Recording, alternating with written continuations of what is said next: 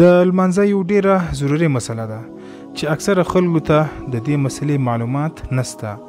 او کچیر د غلطي انسان په لمانځه کې وکي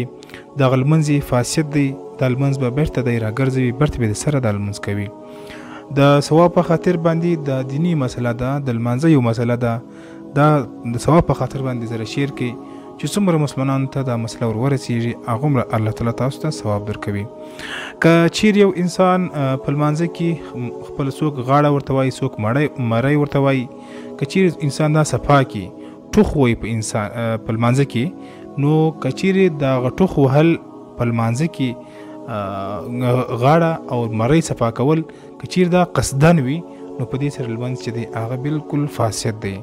نو که چیر یو انسان قصدن په لمانځه کې غاړې تازه کی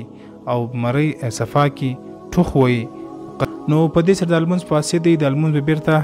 د سره کوي او که چیر یو انسان د ضرورت په وخت کې یا یو عذر ورته وي په هغه عذر په وجه باندې دی